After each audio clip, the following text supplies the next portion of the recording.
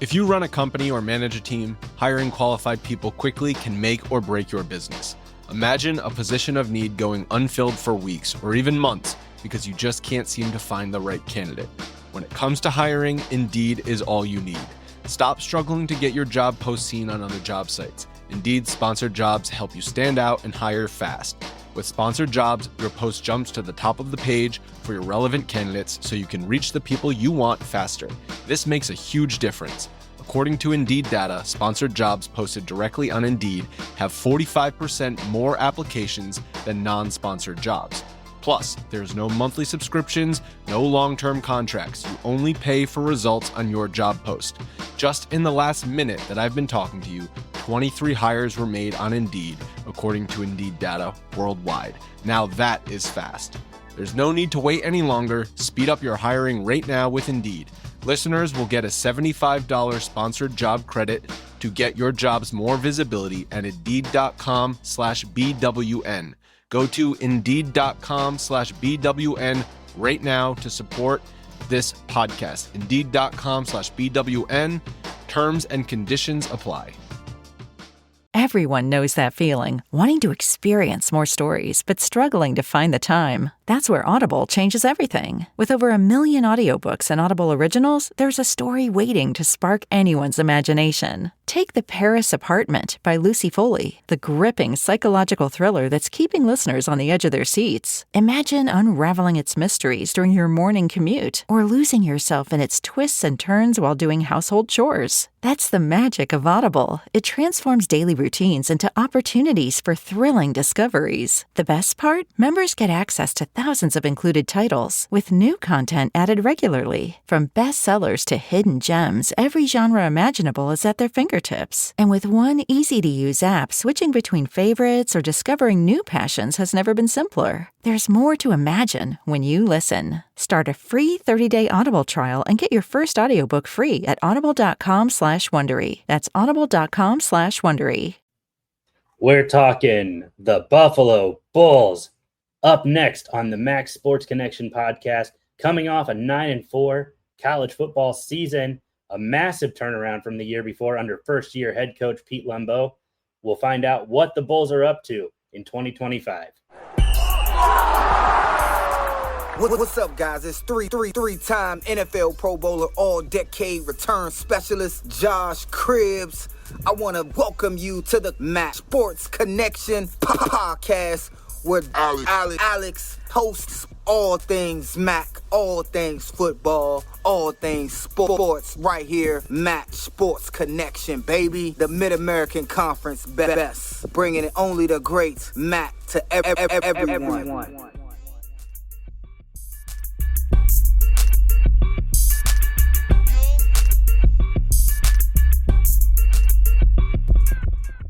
All right, everybody, welcome back to the Max Sports Connection podcast, part of the Varsity Podcast Network, presented by Lairfield.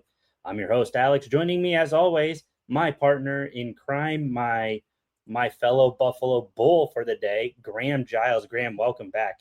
I'm not sure if we're allowed to claim Buffalo Bull status. We claim all of them. That's right. We claim all of them. Let's go ahead and toss your honorary degrees our way, Max Schools. Especially looking at you, UMass. There we go. That's the way it goes. Excited to talk about Buffalo today. There's a 100% chance I'm going to accidentally call them the Bills at least once. That's just how it is. When you have a pro team and a college team that are one letter different, you can bet your butt that I'm going to misuse those names. So forgive me, listeners. I'm going to call them the Bills. I promise you it's not on purpose. It's just they're both blue. So that's where we are. Yeah, I mean, Buffalo last year, I think everyone was surprised that Pete Lembo did such a good job. Had these Bulls really within spitting distance of that title game. Didn't quite come down to it, but we were talking about those kind of wild tiebreaker scenarios at the end of last season. We had a lot of fun with that, and Buffalo was always in there. So maybe the Bulls can take the next step this year. Maybe we can be talking about Buffalo back in that MAC championship game? It'll be interesting to find out. Yeah, I'm excited. I think, Buffalo, a 6-2 MAC record a year ago, 9-4 overall, and a thrashing of Liberty in the bowl game, which you can't put a lot of stock into in the modern era of college football. It's not a playoff game. Players opt out, players do whatever. But I think a testament to what Pete Lembo put together, absolutely awful the year before. And with pretty much the same composition of team, you get to a bowl game. So a huge win for them. A bunch of points. They were third in the MAC in scoring, 375 points, averaged 28.8 points a contest. They had 4,600 yards on the season. This was a really, really quality offense. And not because of what they did passing wise. In fact, they were ninth in the conference at just 2,400 passing yards, but because the fact that they could just score. This was a high scoring offense. Yeah, a team who seemed to score without much development. A team who seemed to score from all over the field. Part of that on the back of All-Jay Henderson, who did a great job running for the Bulls last year, over 1,000 yards on the ground. This Buffalo Bulls, we'll talk about it as we get into it, but this Buffalo Bulls offense last year was led by that rushing attack, as well as an offensive line who I don't think we expected to be as good as they were. No, I don't think we expected them to be as good as they were. And spoiler alert, they're not really missing a beat here in 2025 either. We'll talk about the offensive line here shortly, but this was a really good offense that, CJ Agbana was doing a great job at quarterback, kind of leading this offense behind this offensive line that wasn't, expected to be great. And I'm really excited to see what they do now. They're going to be having some positional changes, and we'll be breaking those down here. But the defensive side, I thought, did their part too. Obviously nothing really stands out. They were 6th in the conference in points allowed, 8th in total yards allowed. I think their bright spot was that they were 5th in the conference in rushing yards allowed. They were 10th in the conference in passing yards with over almost 3,200 passing yards they allowed, but they just made it work. And I think that's what kind of impressed me. Like, if this offense can take a step forward, and if the defense can take a step forward, this was a Buffalo team for all intents and purposes who was one win away, whether it be Ohio or Western Michigan, from being in the MAC championship. I'm really excited about what we're going to dive into today with this Buffalo team. Yeah, I mean, let's get started. We're talking about the quarterback position for the Bulls.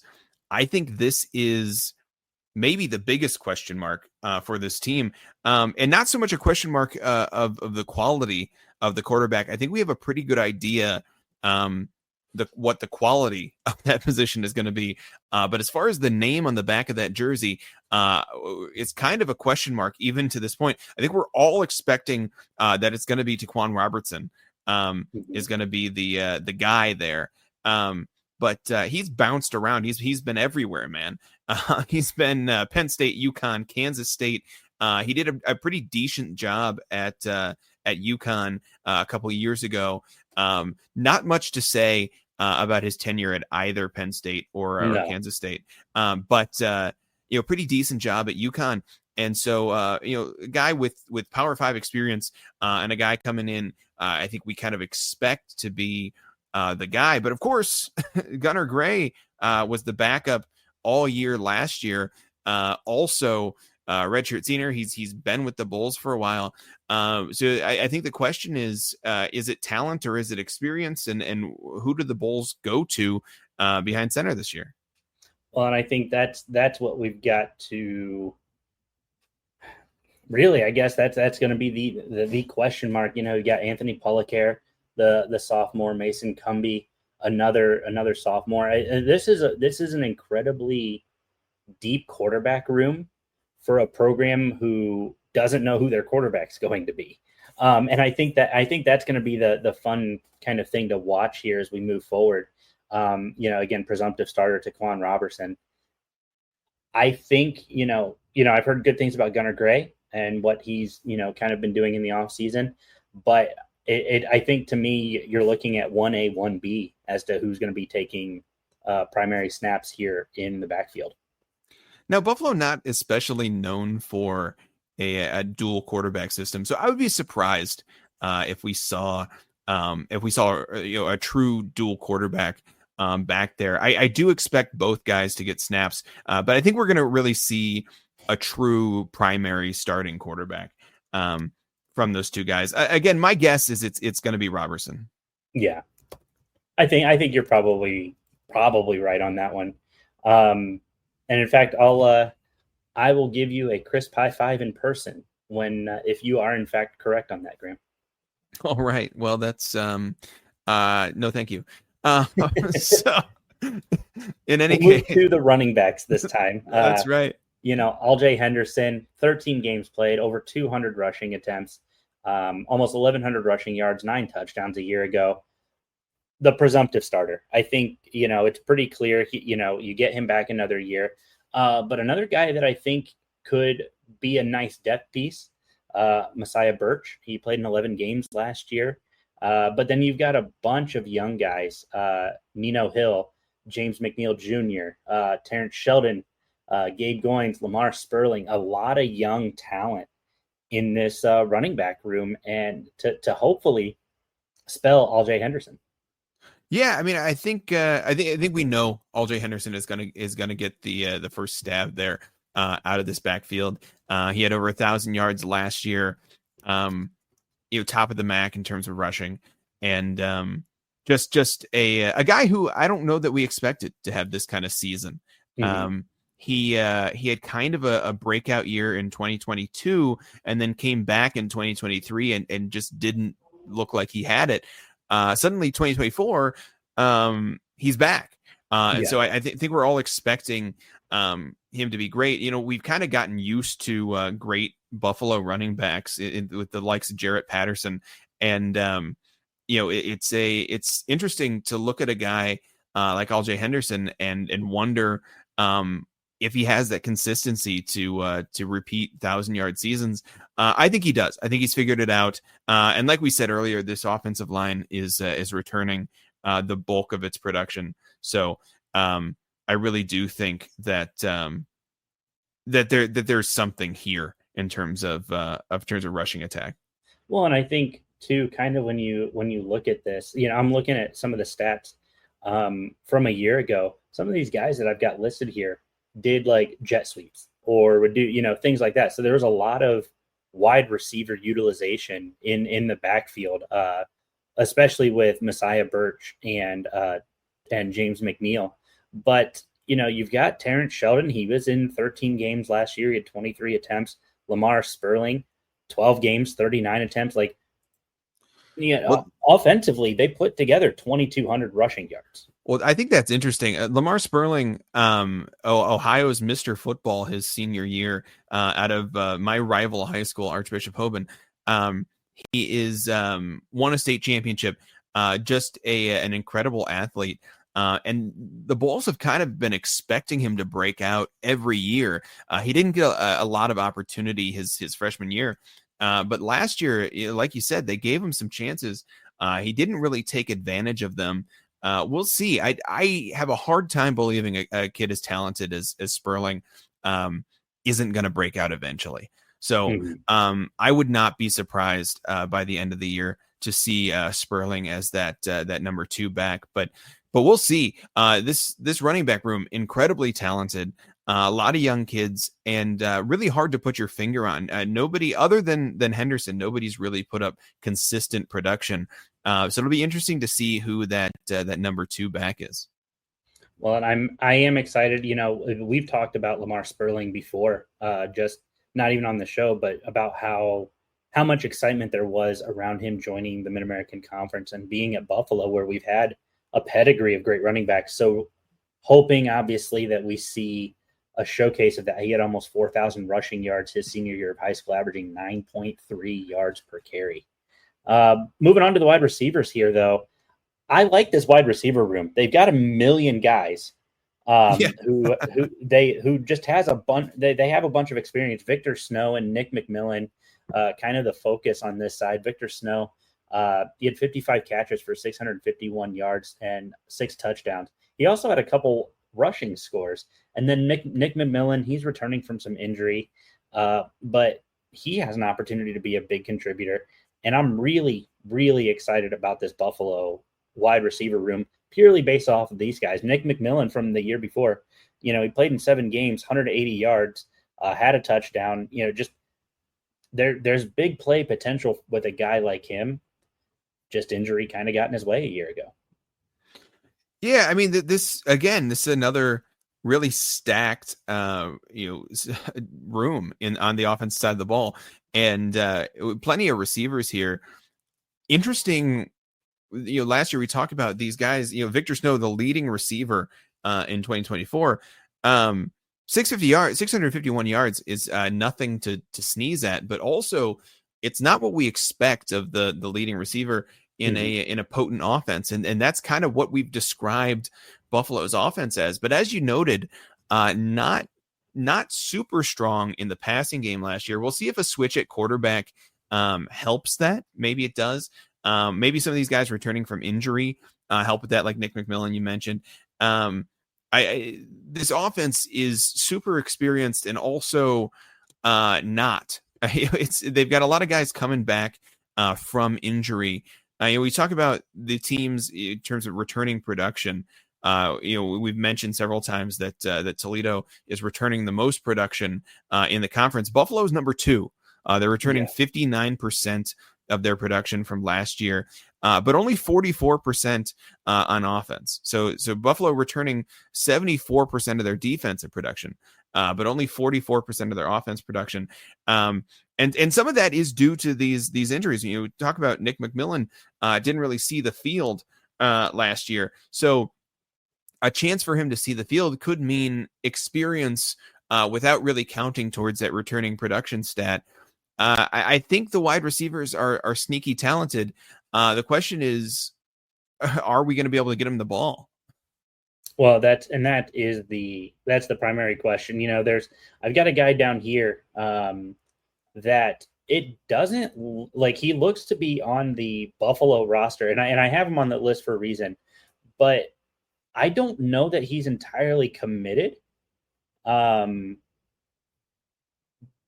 Josiah Gathings, he spent a year at UConn last year. He had 3 touchdowns. To me, it shows he's on the Buffalo roster, but I can't find anything definitive really anywhere that shows he is in fact transferring to Buffalo. In fact, his Twitter account says transfer portal wide receiver. So I do think that's interesting. I think that could be a huge depth piece if he is part of this program. In fact, that's a veteran presence with big time experience. So I think, that's one to keep an eye on, and that could really add some valuable depth to this wide receiver room if he is in fact going to be at Buffalo this fall. Yeah, certainly. I mean, you read off the names in this room. He would certainly add valuable depth and more experience to the room, but also, even if he's not there, whether we consider Josiah on the team or not, I think that this room is going to be just fine. My question remains, are they going to get the ball?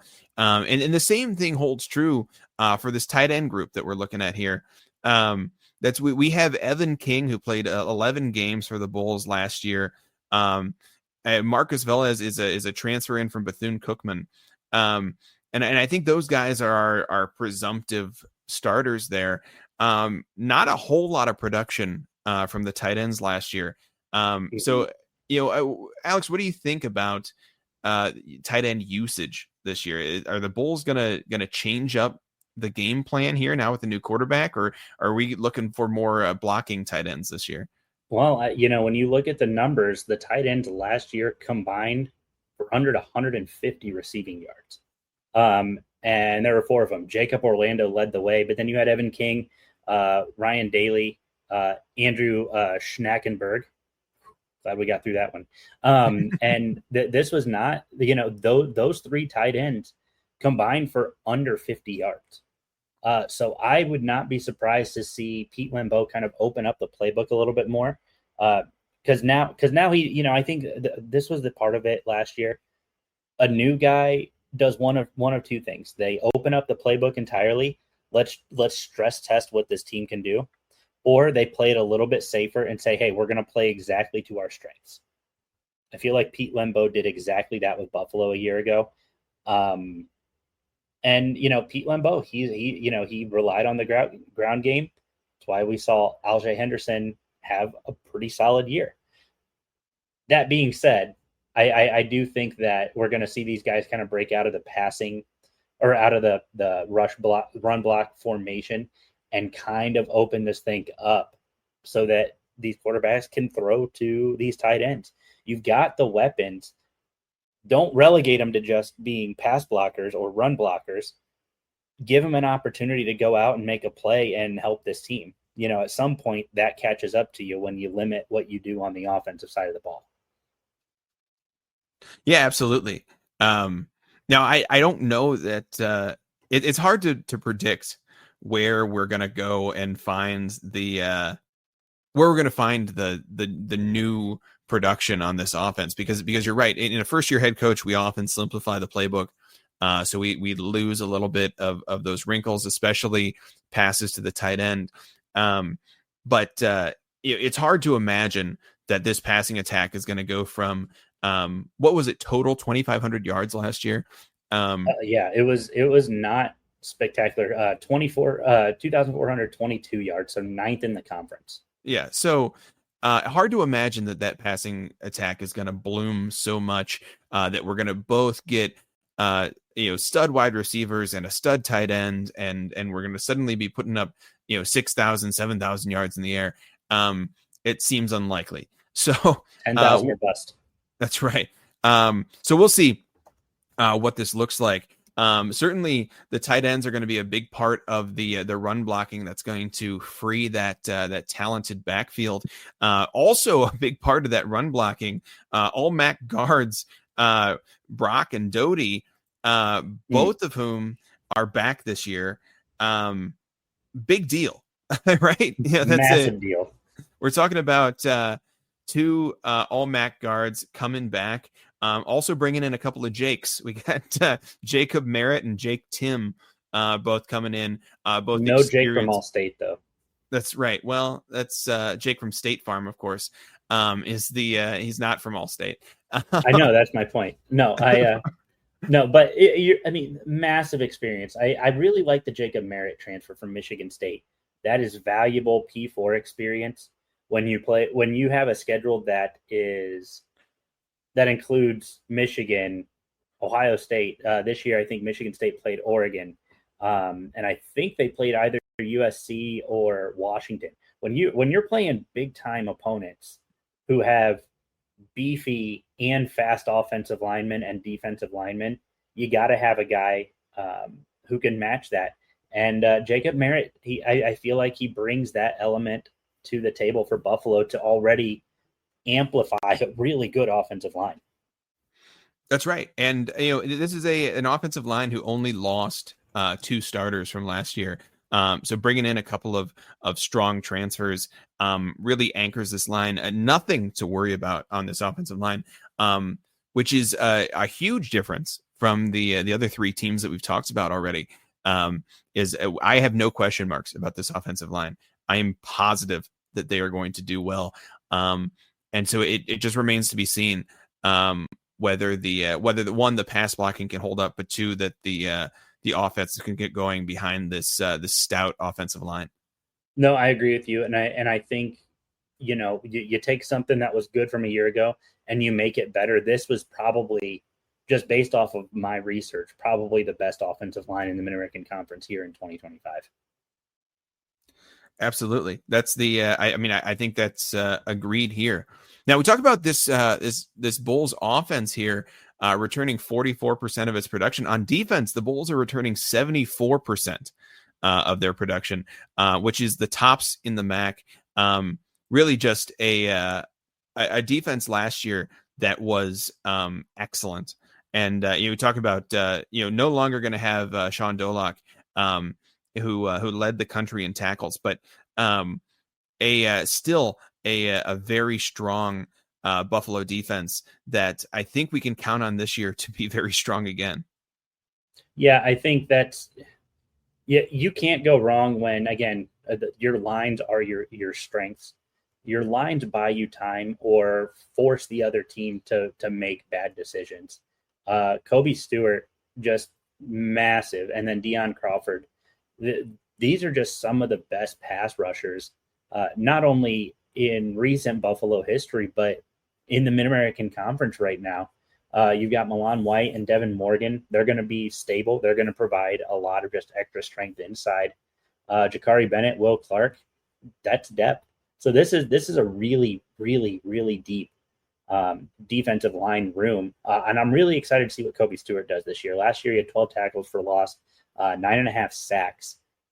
Can he match or improve on that? And I think he can. He's got the tool set to be able to do so.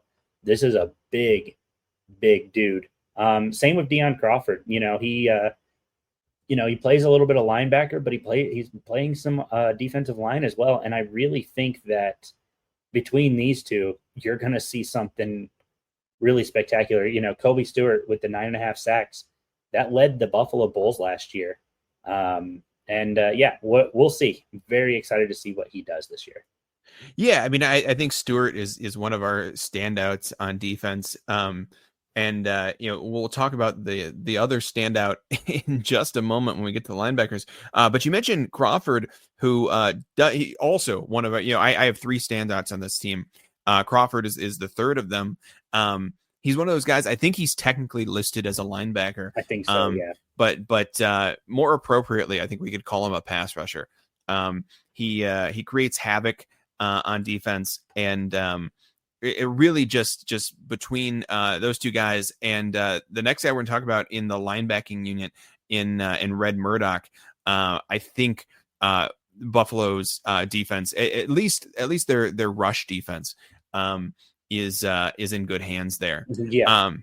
Speaking of the linebackers, and let's talk about Red Murdoch. Last year he had like 156 tackles, something like that. Yeah. And just incredible. There was a time where Dolac and Murdoch were the top 2 tacklers in the country, and they play on the same team. Buffalo is just funneling all of their tackles to their linebackers, which is kind of classic by the book football. We love to see a strong linebacker like that. And I think Murdoch is going to pick up right where Dolac left off. This is a really strong linebacker. With him, Sevion Brown, as we mentioned, Deion Crawford, Matthew Hilty. There's quite a few guys here who are going to contribute at the linebacker level. And what's interesting is that Dolac's absence opens up a lot of tackles for this team. So it'll be interesting to see which linebackers, which linemen, who steps up and collects those tackles that Dolac left behind. Mm-hmm. Yeah, I think, and I think that's the other thing. Dolac added, so I pulled up his stuff from last year. Khalil Murdoch was second on the team in tackles with 156. Sean Dolac 168. Combined, they had 36 tackles for losses and 6 interceptions. 6 interceptions with 2 touchdowns. So you're right. This is a team that's going to be absolutely fine. Khalil Murdoch, Deion Crawford. I mean, this linebacking core is going to do some really great things. Kind of one of the guys that I'm really looking forward to this year is Malin White. Last year he had 20 tackles. He played in 13 games. He had 8 solo tackles. He had 1 sack. Not a bad year for a freshman when you're playing on the same field as a guy like Khalil or Red Murdoch, rather. I have him listed as Khalil here, or Sean Dolac. Not bad to be able to go out and get yourself 20 tackles your freshman year. Yeah, I mean, and like you said, there was quite a bit of talent in front of him. So yeah, certainly a great opportunity for these younger guys to step up. The only question mark on this defense is the secondary. Mhm. Now we do have some veterans here. We have Marquise Cooper coming back. He had a couple of interceptions last year, 5 pass defense. We have Solomon Brown coming back. But I think the question here is, can these guys step up and provide some pass defense? Last year the rush defense of the Bulls was incredible. The pass defense was just okay. And with a really strong pass rush, you have to think that any failings in the pass defense comes from the secondary. So we have to question, is the secondary going to step up this year? I have no doubts about the line and the linebackers, but the secondary is a little more in question for the Buffalo Bulls. Well, I think, you've got, Marcus Cooper coming back. That obviously adds some stability, but replacing anybody on this side of the ball is always tough. But I really like Charles McCarthyren's. He played in 12 games a year ago. He's a junior by my recollection, and I think that he's got plenty of tools to be able to be successful. He had 3 interceptions his freshman year. Took a little bit of a step back this past year, but I really think that this is another guy that you're going to see that really adds some serious, or has an opportunity to have a serious breakout, because he's going to have to. Eddie Pleasant, one of the defensive backs who, again, played in 11 games last year, has an opportunity to step up. It's I don't want to say it's impossible, but it's really hard to replace a guy like Marcus Fupa. Buffalo has talent. They have pieces. They've got to get those pieces to gel quickly, those pieces to step up quickly. And I think they can, but this is a player that, is a really difficult one to replace. A 6-year career at Buffalo, which a rare thing anymore. Spent all 6 of his years at UB. I really, really think that this is a deep room. McCarthyren has the opportunity in front of him to kind of step up and be a leader and take hold of one of those slots. But we'll see. I think you're spot on. Plenty of question marks, but I do think the talent is there. Yeah, that's the I think the secondary, like everything, Buffalo has done a great job at recruiting for all of these positions, and also a really great job at retaining their talent from last year. I have no doubt that this Buffalo defense is going to continue to be stout and can continue to be one of the highlights of this team. Talking about special teams here, surprisingly, kind of, I think, I want to talk about how great Buffalo's defense was last year. But surprisingly, their best unit in terms of S&P Plus was the special teams. Mm-hmm. Now, part of that is due to the returning duties with Victor Snow taking on punt returns, Lamar Sperling taking on kick returns, and a few other guys in there as well. Both those guys did an excellent job in the return game. Interesting to see. We've got now. Is this Jack Howes? Jack Howes? How are we pronouncing this name? Yes. Sure. I'm going Jack Howes.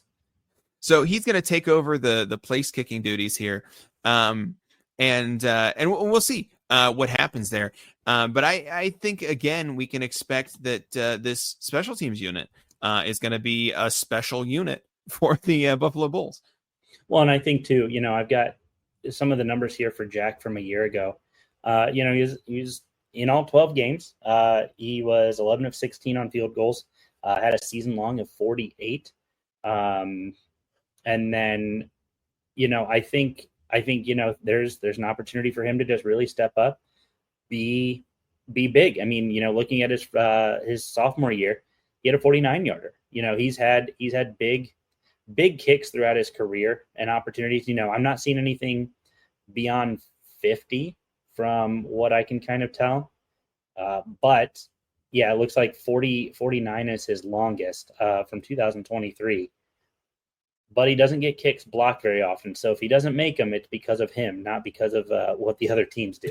But I think this will be some nice stability in the special teams room, opportunity for him to really just take a hold and add his name to the kicking legends of Buffalo.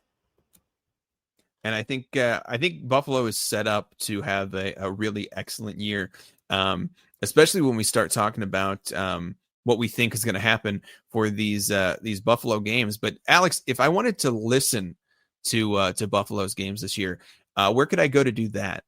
Graham, that's a great question. You can actually go to the Varsity app by Lairfield. That is actually free for you to download in the Apple App Store, Google Play Store. And on that app, you can listen live to any of your favorite Division I college programs. You can hear the calls from voices across not just the MAC, but the Big Ten, the SEC, the Mountain West, and more.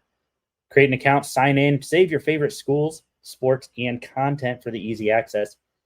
One of the other things that you're going to love, you're going to be able to find hundreds of incredible podcasts through the Varsity Podcast Network in the app, including fan favorites such as yours truly, the Max Sports Connection, the Group of Five Guys podcast, the Sickos Committee podcast, and many more.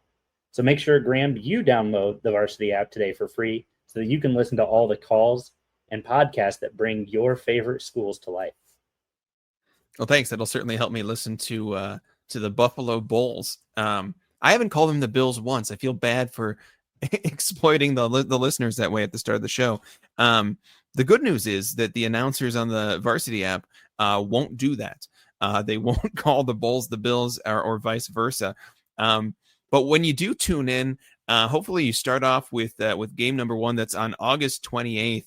The Bulls will take on Minnesota in Minneapolis. Alex, to start off the season in Minneapolis against Minnesota, tough draw.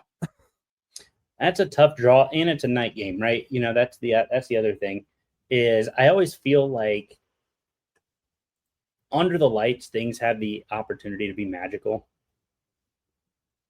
I don't know with Buffalo here. It is in Minnesota. Minnesota historically tends to struggle a little bit with Mid-American Conference programs. It is the season opener. I don't know. And it's at night. This one feels like a coin flip to me, Graham.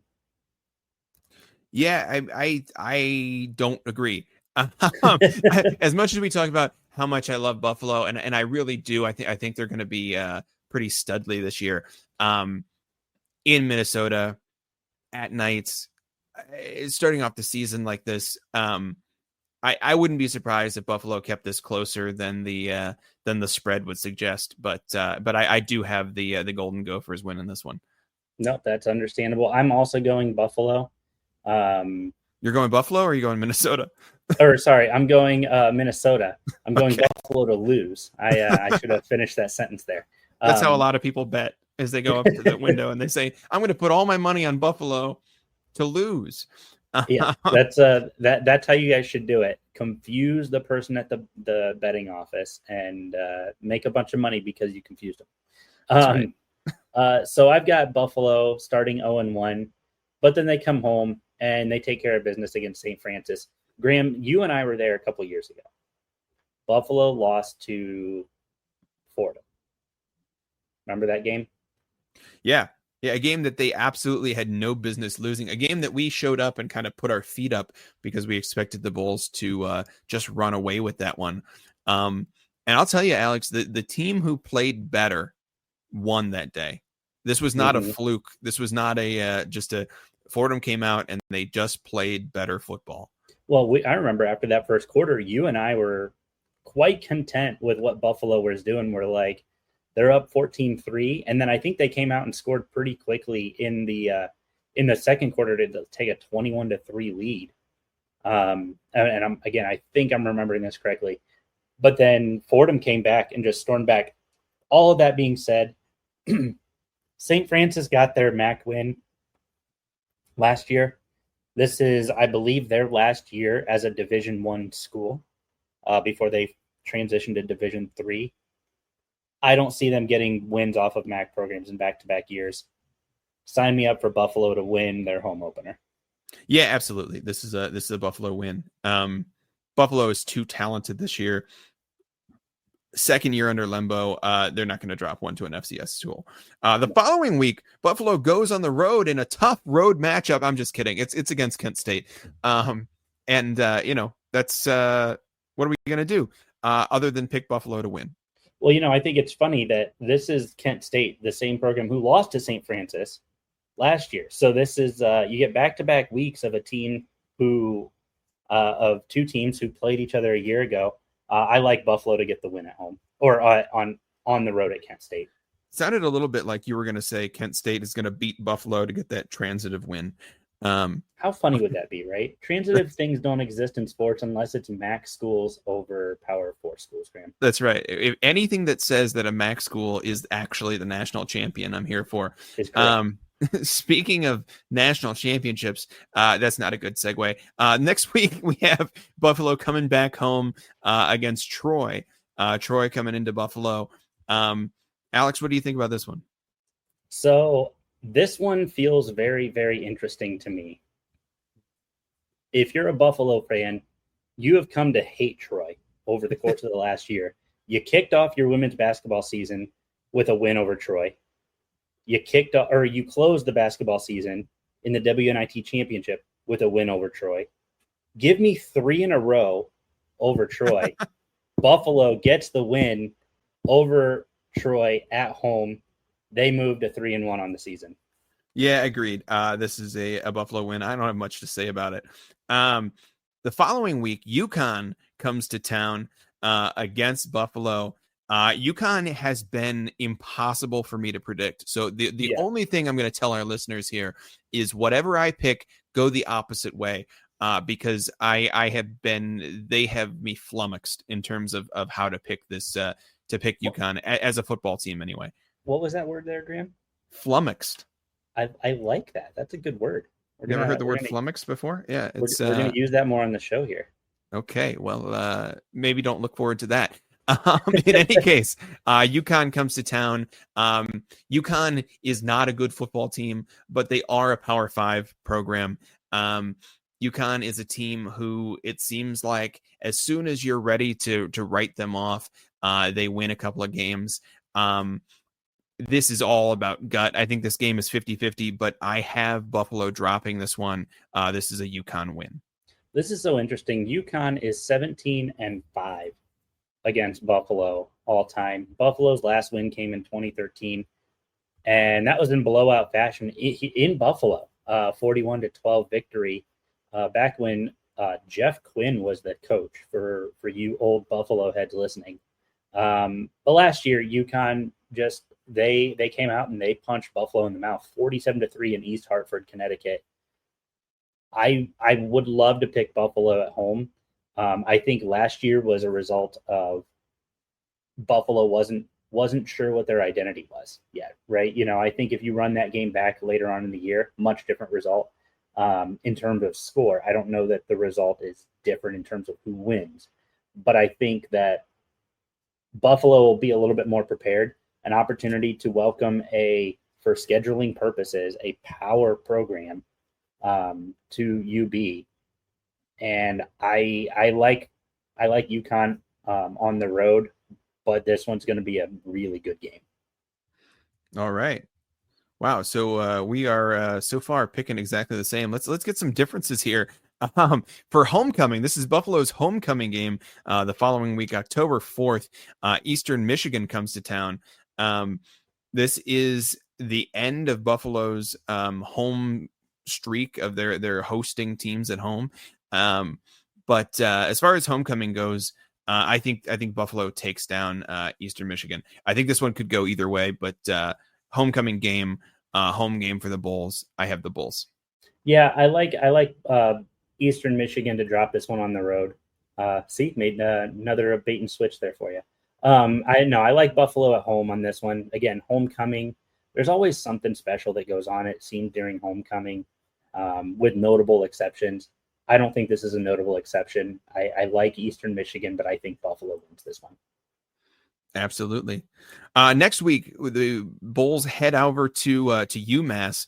Makes sense that the conference decided that in UMass's first year, we're going to make the team closest to them travel. So Buffalo goes on the road to Amherst to take on Massachusetts here. UMass, we like UMass. We welcome the UMass fans to the MAC, but I don't think Buffalo is going to be quite as kind to UMass. I have this as a Bulls victory. Yeah, I like this one. And I think it's interesting. This is traveling from Amherst to Amherst. The Battle of Amherst is, I think you and I should come up with the rivalry name here. I feel like there's a naturally built-in rivalry with the town's names. But yeah, I like Amherst, New York to get the victory in Amherst, Massachusetts. So give me the Bulls. Okay, there we go. That was the most confusing way you could possibly have picked that game. Well, if you've been listening, you know our picks for this next one. But just in case you haven't, Akron comes. Buffalo returns home the following week. Akron comes to town. Alex, neither you or I is very high on Akron this year. I have Buffalo winning this one. Yeah, we talked about Akron ad nauseum in that week 1 episode. Akron has liked to play Buffalo a little bit close in different games, but Akron just doesn't have the juice this year with everything they're dealing with. They're going to muster a few wins. Buffalo is not one of them. The following week, the Bulls head to Bowling Green. I had a hard time saying that. The Bulls head to Bowling Green. This one is, if you listened last week, you know how we picked this way.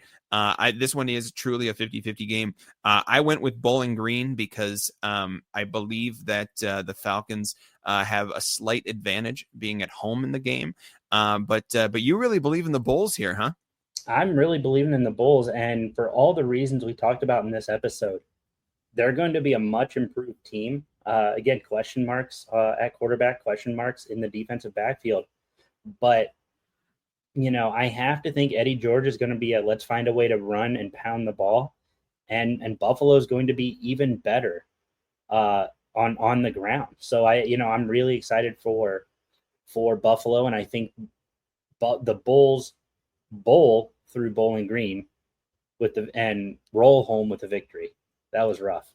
That was awfully rough. It's a good thing we're saying that in the preview episode and not later on when we will have a better headline for you. The following week, the Bulls continue their road trip, heading up to Mount Pleasant, Michigan, to take on the Central Michigan Chippewas. Now, this one again, I think this one could go either way. I'm not huge on Central Michigan this year, and so for that reason, I have Buffalo win it. I am relatively in your boat. I think I would be more in your boat if Central Michigan was earlier in the year. Similar to Bowling Green and some of these other teams. I think Central Michigan is going to have a better identity on where they're at. Matthew Drinkle, I know he's excited.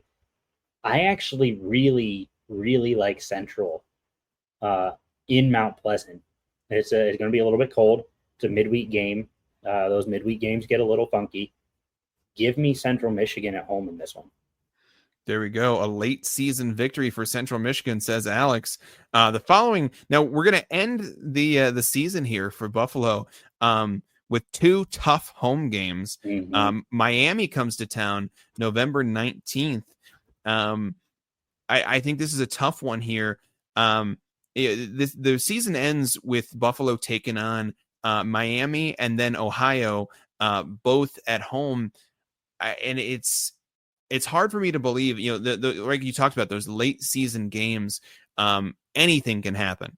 We're in the middle of MACtion, things are kind of going a little bit nuts. I think the Bulls are going to be competing for that MAC championship appearance.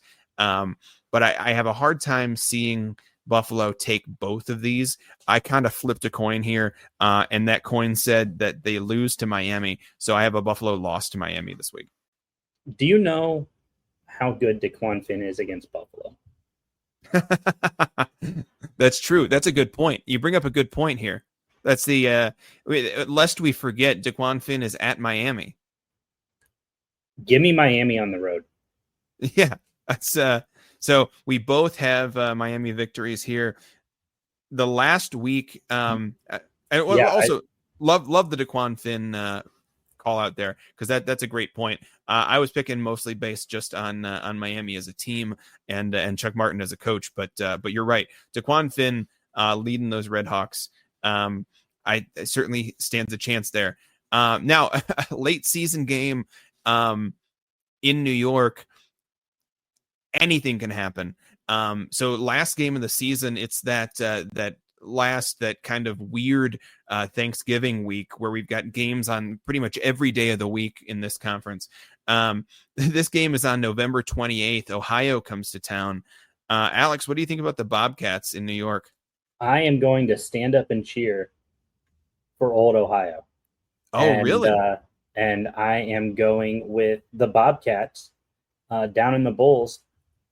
Buffalo will, in my opinion, finish with 5 losses. I think Buffalo is going to be much improved, but they've got a tough schedule.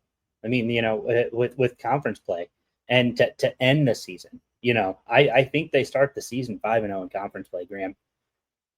But then you've got tough night games. Mount Pleasant, they always do a nice job with midweek action. Those fans up there are great. And then you get the number 1 and number 2 from a year ago. I think Ohio gets this win. I think Buffalo drops 3 in a row to close out the season, but they go bowling, and I think that's a big one. Yeah, so I have the opposite. I have Buffalo taking down Ohio for some of those similar reasons. I think Buffalo is going to be competing for a MAC championship appearance this year. I think Pete Lembo's got this team ready to go. And what was that? I suddenly turned Minnesota in there. Ready to go. But at the end of the season, I think this team is going to be in good shape to head to the MAC championship. And I think they're going to be fighting hard for that spot. I think they'll take down the Bobcats late in the year to secure a MAC championship berth. I have Buffalo at a resounding 8-4 this year. You have them at 7-5. I do. There's something about this Buffalo team. I think that they're good, but I don't think that they are a MAC champion. I think they're a dark horse for the MAC. I think, these last 4 games, you truly can flip a coin on. But I think they're a dark horse in the Mid-American Conference. And so in being a dark horse, they're going to get everybody's best shot, or at least one of their better shots. People aren't going to rest on their heels and say, oh, it's just Buffalo, like you could before. No, but Pete Lembo's got a good head, good coaching pedigree, and so now people are going to respect Buffalo a little bit more. And I think that it makes things tougher for them. Well, certainly it does. But yeah, I mean, we just have a difference of opinions here. Both of us have the Bulls as bowl eligible. Say that I don't even once for me. But that's I think what we're looking at is a successful Buffalo season regardless. Yeah, I think so, and I think that's going to be the key. Is this Buffalo team going bowling? And I think they are. I think this is a quality Buffalo team. Just not that next step yet in terms of a MAC championship bid. Watch me to be wrong. My opinion can change, but this one is now etched in permanent history that Buffalo will go 7-5 this year. So we'll see. We'll see. I'm excited for what Buffalo can do in 2025. Agreed. Graham, I think that is going to do it for us today. A great discussion on why I think Buffalo will go 7-5, why you think they will go 8-4, And I'm very excited to see where Buffalo finishes. This is one of the more complete teams, top to bottom, that we're going to discuss throughout the course of the year. I think that Buffalo, they have the tools to be very competitive, and we'll just have to wait and see. But I think, again, guys, I think that's going to be it for us. Couple things. I will be at MAC Football Media Day representing the podcast. So please, if you're listening, head on over to our social medias, Instagram, Twitter, Blue Sky, whatever, and drop a comment. Say, hey, ask my coach this. I'm going to do my very best to try to interview as many coaches as I can. I'm going to prioritize the newcomers to the conference. Some of the old faces, the Joe Moorhead, Jason Candles, I've talked to. Love talking to them, but my focus is going to be a little bit more geared towards the Lance Taylors, the Matthew Drinkles, the Mike Uremoviches. I want to get some of their opinions and perspectives, one on being newer to the conference, but two on just more of an opinion on them and their programs and what they think their guys can do this year. So, but if you do have any questions for any of the 13 teams that are going to be there, please drop those in our comment section. We want to have the most comprehensive interview schedule at Media Day to get you guys information straight from the horse's mouth, the coaches giving you what they have and what you need to know. So let us know. We'll be happy to pass those questions along as long as they're appropriate. Keep them PG, guys. Graham, do you have anything else before we sign this thing off? No, I think that'll do it. Go Bulls. Go Bulls, indeed. Should be a good year. Looking forward to hopefully talking to Pete Lembo here at Media Day. But thank you guys so much for tuning in. Please leave a like, subscribe.